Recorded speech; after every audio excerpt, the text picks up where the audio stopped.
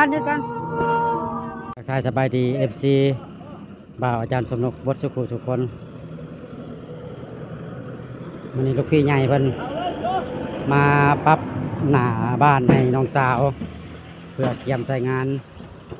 แจกแม่ใหญ่แกนมืออื่นพี่น้องเนาะก็แจ้ง FC บดสุขุทุกคนนำกันไปน้องเนาะใครอยากโมบุญนำมืออื่นเนาะแจกเขาอยู่ที่บ้านคันธจารย์พี่น้องเนาะบริษัทบอกคำมาเลยพี่น้องลูกพี่เฮาลูกพี่บริษัทบอกคำ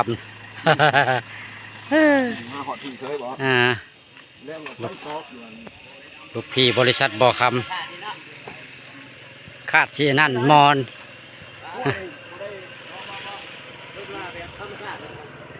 ลูกพี่บริษัทบอกคำ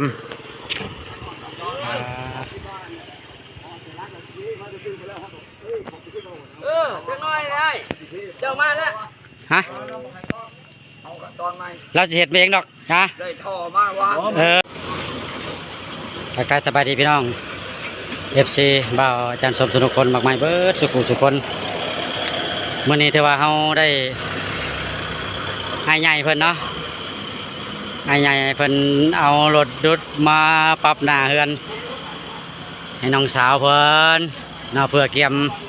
ใส่งานแจกข่าวหาแม่ใหญ่แกนในมืออื่นพี่น้องเนาะฉะนั้นขอแจ้งมายังบรรดา FC บ่าวอาจารย์สมสนุกเบิดสุคนเนาะแจ้งข่าวแจกข่าวเลยเด้อพี่น้องเด้อมืออื่นเป็นมือตั้งกองบุญเนาะวันคานมือฮืออะไรเป็นมือทอดทานเนาะท่านใครอยากโมอยากยังต่างๆก็สามารถโมได้เด้อพี่น้องเด้อติดต่อหาบ่าวเองเลยก็ได้เนาะอยู่ที่บ้านคันธจารย์พี่น้องเนาะมือนี้ที่ว่าเป็นมือกาเกียมเบิร์นเป็นมือตั้งพี่น้องเนาะมือนี้กาเกียมสถานที่เนาะวันรวมญาติพี่น้องเลย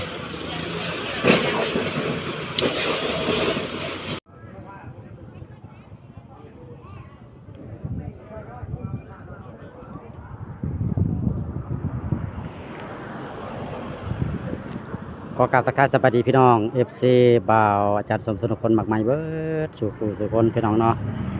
ก็ถือว่าโดนเติบเลยพี่น้องเนาะถือว่าเฮาบ่ได้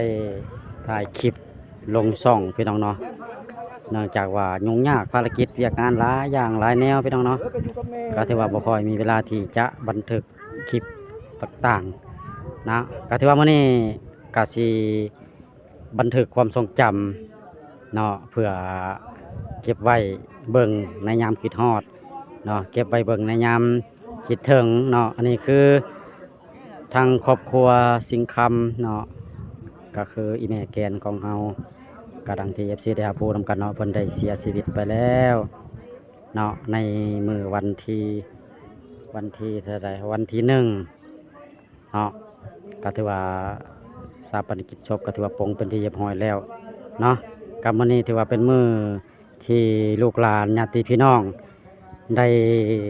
จัดตั้งบุญแจกข้าวขึ้นเนาะเพื่ออุทิศถึงดวงวิญญาณของเพิ่นพี่น้องเนาะก็ถือว่ามื้อนี้ก็เป็นมื้อตั้งกองแจกตั้งกองบุญก็ถือว่าบรรดาญาติพี่น้องลุงป้าเอาอาก็ถือว่ามาครบหน้าครบตาพี่น้องเนาะอยู่ทางไกลทางใต้ทางเหนือถือว่ามาหมดเนาะเพราะว่าตระกูลสิงคำของพวกเฮาก็ถือว่าเป็นตระกูลที่ว่ามีญาติพี่น้องหลายพี่น้องเนาะบ่ว่าจะเป็นอยู่ทางสวรรณเขตเนาะอยู่ทางฝั่งไทยก็มีพี่น้องเนาะแล้วก็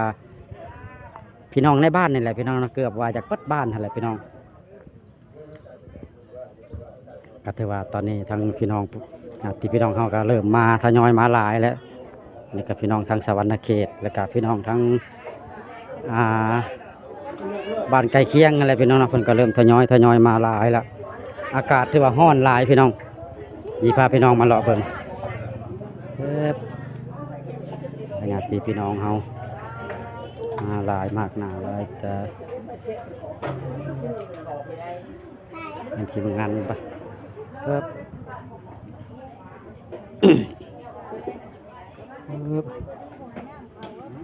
เ เห็ดนะเฮ้ยเห็ดนางฟ้าเห็ดนางฟ้าอันนี้เห็ดเฟืองเนาะ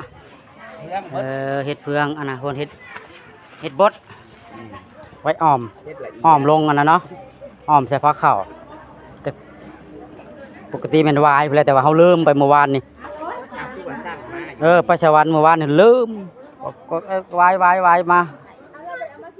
จักเลยเขาก็คือว่ายันเม้นซะเขาก็บริช่างถามสิมีซะอันนี้สิพาพี่น้องมาตรวจสอบเบื้องหลังครัวที่ว่าทีมงานเลี้ยงเฮาเต็มที่มื้อนี้ที่ว่ามีแต่ญาติพี่น้องตุ้มโฮมพี่น้องเนาะไปแต่พี่น้องหลายเนี่ยมันดีแบบนี้แหละพี่น้องเนาะยามเวียกยามงานก็ถือว่าซอยเหลือกันกระปุ้นนี่ยังบ่ได้ชิมจักถ้วยได้จงไว้ให้นี่เด้อจะมันหมดเอาซะแซ่บเลยครับแขกว่าแซ่บแล้วเขาก็ดีใจแหละวินเพิ่นเว้าอยู่แซ่บป่ะ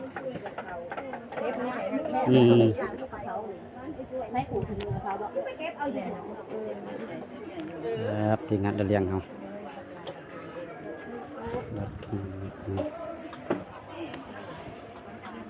นี่คือจะเป็นหม้ออบพี่น้องอย่าพาพี่น้องตรวจสอบเบิ่งหลังครัวหลังจากนั้นสิพาพี่น้องเข้ามาเบิ่งทางด้านในของเรา นี่ก็จะเป็นทีมงานวัยรุ่น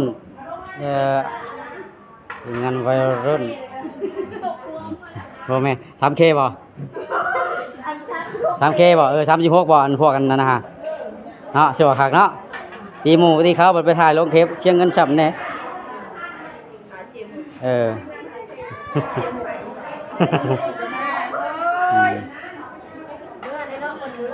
เพิ่นมือแล้ว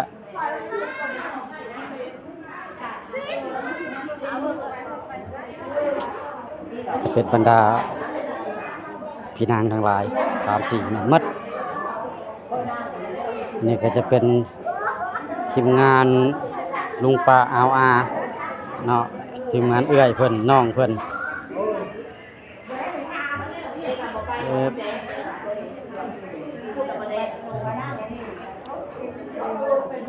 อนงนี่มานอนลึงคักแค่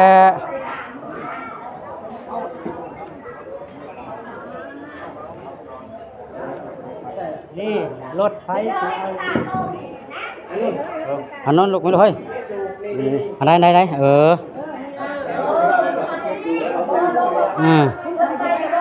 ่ยครูยังบ่ได้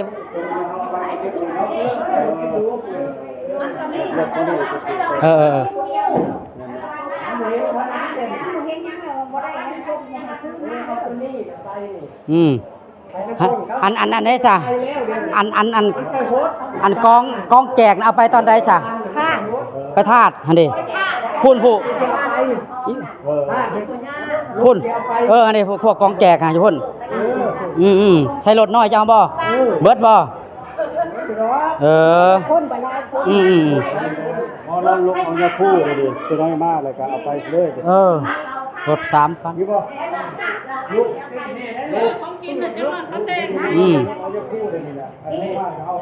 จะเป็นกระเทียมสถานที่ไว้ของหับครูบาอาจารย์เพิ่นจะขึ้นมาสวดปฏิตมงคล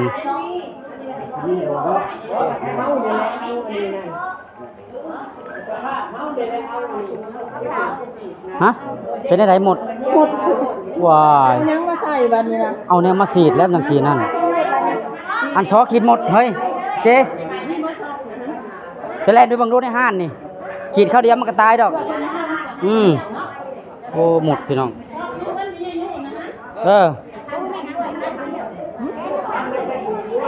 ฉันเอาแพ้ทูรถเพื่อมันตายทูหล่อพาหันหมดพี่น้อง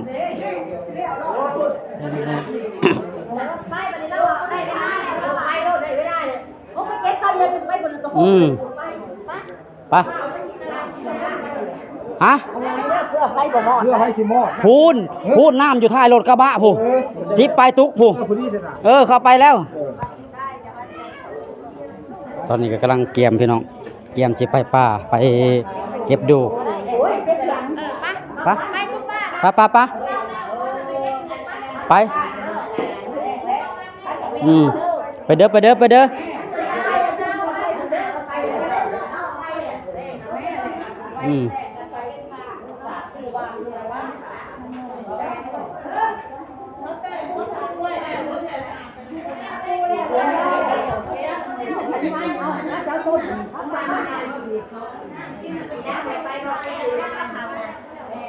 โอเคสำนีก่อนพี่น้องเพราะว่าตอนนี้เรากำลังสิเตรียมเครื่องไปปราสาทซะก่อนแต่บ่าวสิอัปเดตให้พี่น้องเบิ่งอีกเทื่อหนึงเนาะก่อนอื่นก็ขอขอบคุณขอบใจสำหรับ FC เนาะบ่าวอาจารย์สมทุกเบิ่สุขุทุกคนที่ว่ายังบ่ลืมยังบ่ไลเนาะคอยติดตามคอยในการสนับสนุนโดยดีตลอดมาเนาะเอาสำหรับคลิปนี้ก็ขอจบคลิปไปซ้ำนี้ก่อนเด้อพี่น้องเด้อขอขอบใจ